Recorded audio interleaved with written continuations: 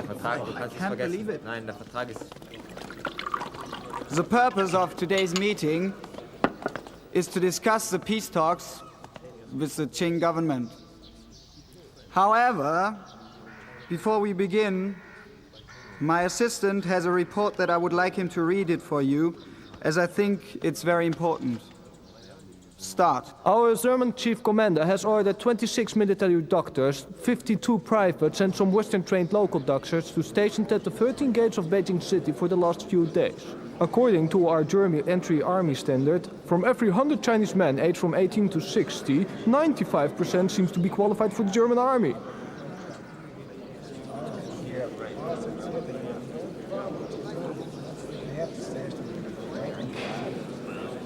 And the conclusion is... The conclusion is that the physical condition, the wisdom and the knowledge of the Chinese people is not any less than us white people.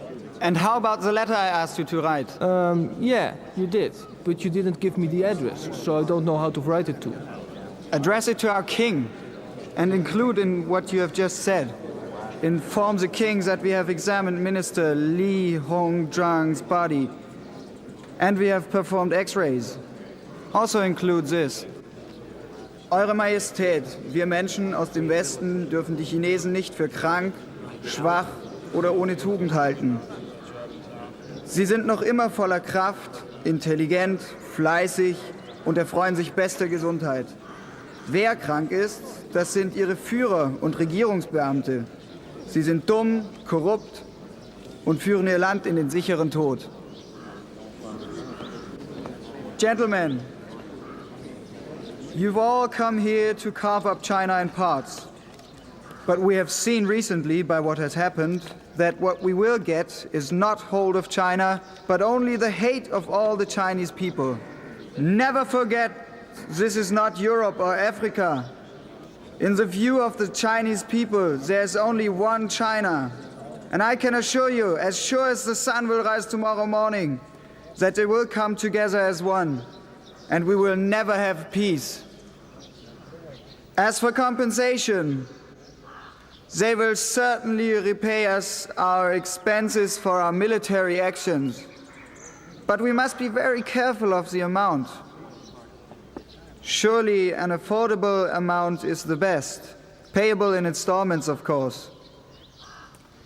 My suggestion is that every one of the 450 million population each pay 1 liang silver each. That sounds reasonable, doesn't it? Excellent. Pas vraiment parce que 450 millions, ça veut dire qu'on est au moins ça fait 50... And in regards to punishing the rebel leaders, the problem with that is, do we really want them to be killed? And Empress Cixi, in other words, do we prefer a conservative and stable Qing government, or would we prefer a Chinese government in turmoil and upheaval? The key point here is, do we want to do business with this vast market in the future? Or do we want to rule a vast market that's an unrulable colony?